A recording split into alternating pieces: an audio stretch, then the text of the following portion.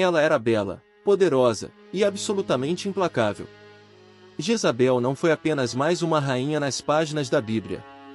Ela foi um furacão de idolatria, manipulação e violência, uma mulher que desafiou os profetas do Deus Altíssimo e achou que poderia sair impune. Mas ninguém zomba de Deus para sempre. Imagine uma mulher que usa sua influência não para abençoar, mas para destruir. Uma rainha que transforma o trono de Israel em um altar de deuses pagãos. Que persegue os profetas do Senhor com fúria e crueldade.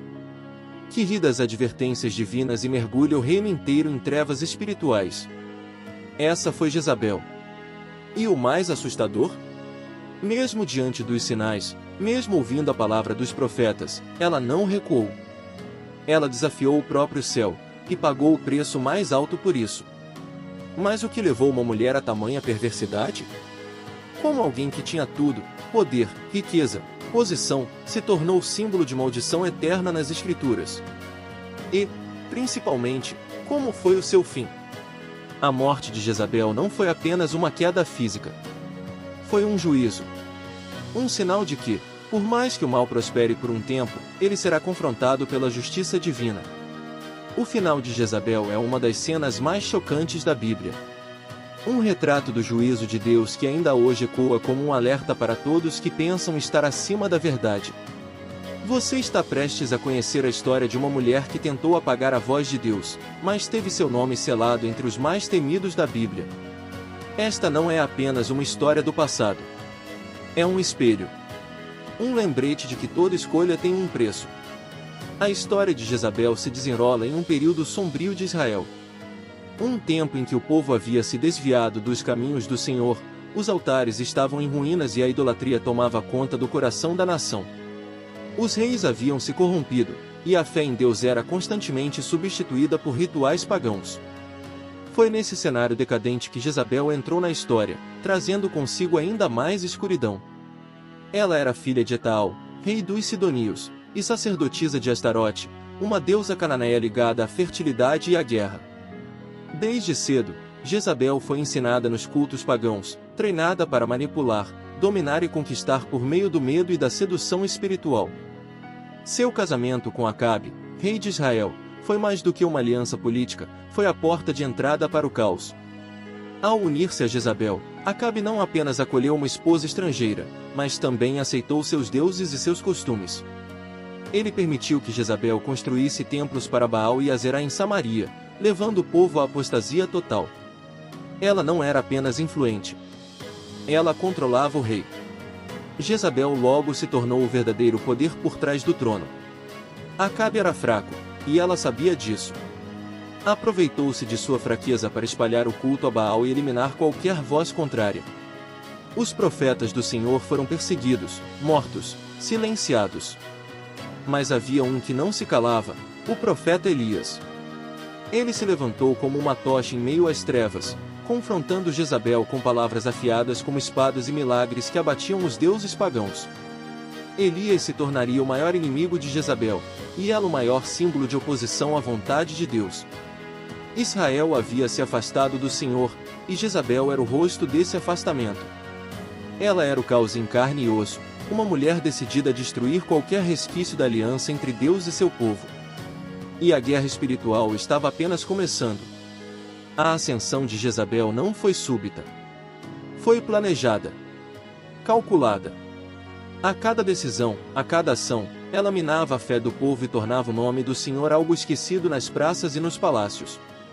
Ela mandou erguer altares para Baal, sacrificou animais, e talvez até crianças, em rituais hediondos. Fez com que o povo de Israel dobrasse os joelhos diante de ídolos, enquanto os verdadeiros profetas de Deus se escondiam em cavernas, perseguidos como criminosos. Mas ela não se contentava apenas em calar a voz do céu. Ela queria destruir completamente tudo que representava santidade. E foi aí que sua fúria encontrou um alvo claro: Elias. Elias era um homem de Deus, ousado e destemido. Quando o povo já quase havia esquecido quem era o verdadeiro Deus, Elias desafiou Jezabel e seus profetas em pleno Monte Carmelo. Lá, diante de centenas de adoradores de Baal, ele propôs uma prova divina: o Deus que respondesse com fogo, esse seria o verdadeiro Deus. Jezabel, com sua arrogância habitual, permitiu o confronto. Afinal, ela acreditava que Baal era invencível. Mas o fogo caiu dos céus, e foi o Senhor quem respondeu. O povo, atônito, caiu com o rosto em terra.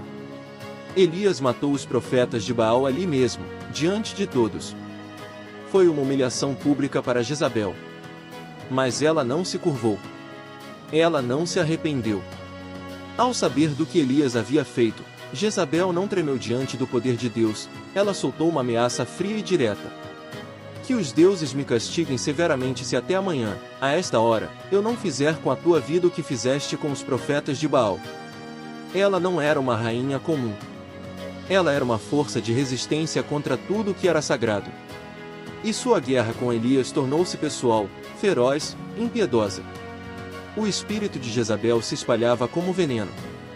Mesmo após tantos sinais, o povo hesitava em se arrepender. A influência dela era tão forte, tão profunda, que poucos ousavam enfrentá-la. Mas o juízo de Deus já estava a caminho. O tempo passou, mas o juízo de Deus jamais falha. Após a morte de Acabe, o marido fraco que Jezabel manipulava como uma marionete, a profecia de Elias começou a se cumprir. Mas ainda faltava o desfecho mais sombrio, a queda da própria Jezabel. O Senhor já havia enviado uma palavra clara por meio de Elias anos antes. Os cães comerão Jezabel junto ao muro de Jezreel. E mesmo depois da morte do profeta, essa promessa pairava como uma nuvem escura sobre a rainha. Jeú, um comandante do exército de Israel, foi levado por Deus para executar justiça. Ungido pelo profeta Eliseu, Jeú recebeu uma missão: exterminar a casa de Acabe e destruir Jezabel. Quando Jeú entrou em Jezreel com seus cavalos e carruagens, a cidade tremia. Os guardas reconheceram o estilo furioso de sua condução: é Jeú. Ele dirige como um louco. Jezabel, ao ouvir que Jeú estava se aproximando, fez algo revelador. Ela não orou. Não buscou arrependimento. Ela se maquiou. Pintou os olhos. Arrumou os cabelos. Vestiu-se como uma rainha tentando manter sua imagem até o fim, um símbolo vivo do orgulho e da vaidade que sempre carregou. Do alto da janela do palácio, ela olhou para Jeú e zombou. Paz, Zimri, assassino de seu senhor. Mas Jeú não se abalou. Ele ergueu os olhos e gritou para os eunucos que estavam com ela: quem está do meu lado? 2 ou 3 servos olharam para ele. Sem hesitar, Jeú ordenou: lançai-a abaixo. E eles a jogaram da janela. O corpo de Jezabel caiu com força, espatifando-se no chão. Seu sangue salpicou os muros, os cavalos e o próprio Jeú, que passou por cima dela com sua carruagem. Minutos depois, Jeú mandou enterrá-la, afinal, ela era filha de rei.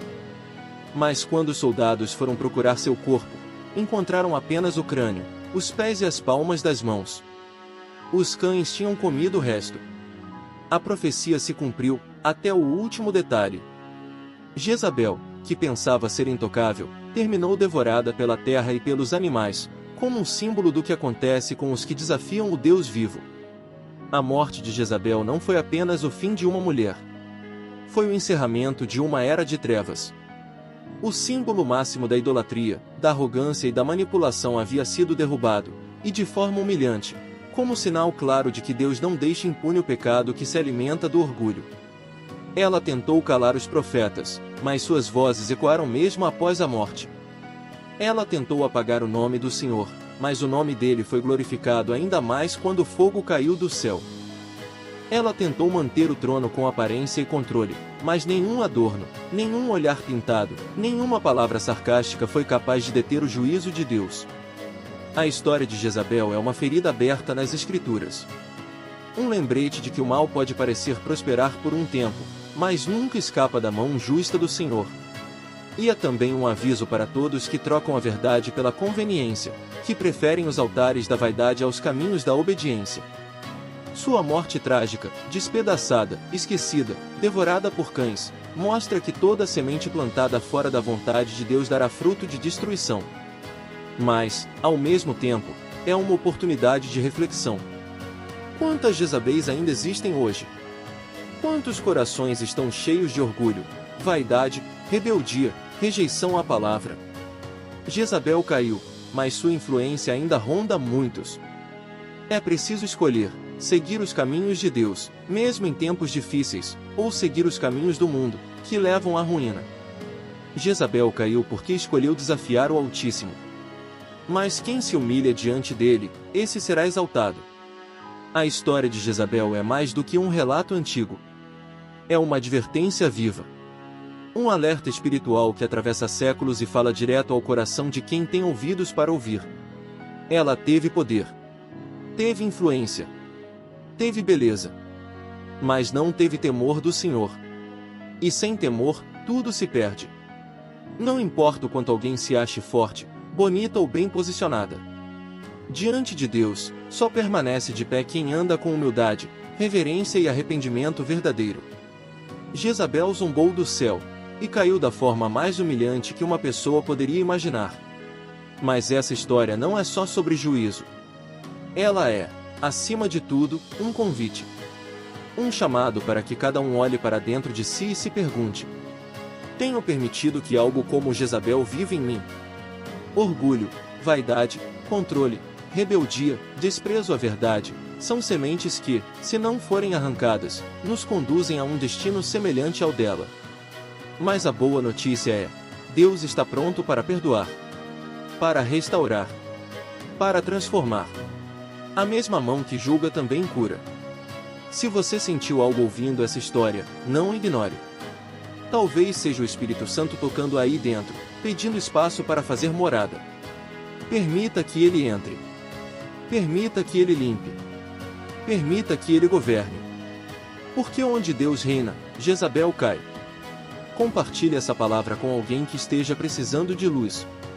E se você quer continuar ouvindo histórias assim, que despertam a fé, que mexem com a alma, que fazem o espírito arder dentro de você, se inscreva no canal. Ativa o sininho. E antes de encerrar, não vá embora. Fica só mais um pouco. Porque agora nós vamos orar por você. Senhor Deus Todo-Poderoso, neste momento, me coloco diante de Ti com o coração quebrado. A história de Jezabel, com toda a sua vaidade, orgulho e rebeldia, é um alerta forte para minha alma. E por isso, eu oro, pedindo que o Teu Espírito me sonde e revele se há em mim qualquer traço dessa influência maligna. Pai, eu não quero ser alguém que resiste à Tua voz. Não quero ignorar a Tua verdade nem me afastar dos Teus caminhos por causa do orgulho. Por isso, hoje eu Te peço, arranca de dentro de mim todo o espírito de Jezabel, tudo que me faz endurecer diante da Tua vontade, tudo que me leva a buscar controle, manipulação ou vanglória pessoal. Purifica meu coração, Senhor. Se houver vaidade nos meus pensamentos, limpa. Se houver arrogância nas minhas palavras, corrige. Se houver rebeldia nas minhas atitudes, transforma. Eu não quero ser como Jezabel, que se levantou contra a Tua palavra e encontrou a ruína. Eu quero ser como Elias, fiel, mesmo diante da perseguição. Quero ser como aqueles que não se dobram diante dos ídolos modernos, o ego, a vaidade, o desejo de poder. Me ajuda, Pai, a andar em humildade. Me ensina a reconhecer o Teu senhorio sobre todas as áreas da minha vida. Que eu não queira parecer justo diante dos homens, mas ser justo aos Teus olhos. Senhor, que toda influência espiritual que tenta me dominar, seduzir ou afastar da Tua presença seja quebrada agora, em nome de Jesus. Eu declaro, pela fé, que Jezabel não terá espaço na minha mente, nem no meu lar, nem no meu coração. Todo espírito contrário ao Teu Espírito Santo está sendo lançado fora. Todo orgulho escondido está sendo destruído. Todo altar que não é Teu está sendo derrubado agora, em nome de Jesus. E em lugar disso, levanta em mim um altar verdadeiro. Um altar de adoração, de submissão, de amor por Ti. Me ajuda a ser sensível à Tua voz, obediente à Tua direção e firme na Tua verdade. Que o meu fim não seja como o de Jezabel, mas como o de quem Te honra até o último suspiro. Que eu possa ouvir, naquele grande dia, servo bom e fiel, entra no gozo do Teu Senhor. Obrigado por me amar mesmo quando me desvio. Obrigado por me atrair de volta quando me perco. Obrigado por ainda falar comigo, mesmo quando o mundo tenta calar a tua voz. Em nome de Jesus, eu oro e agradeço. Amém.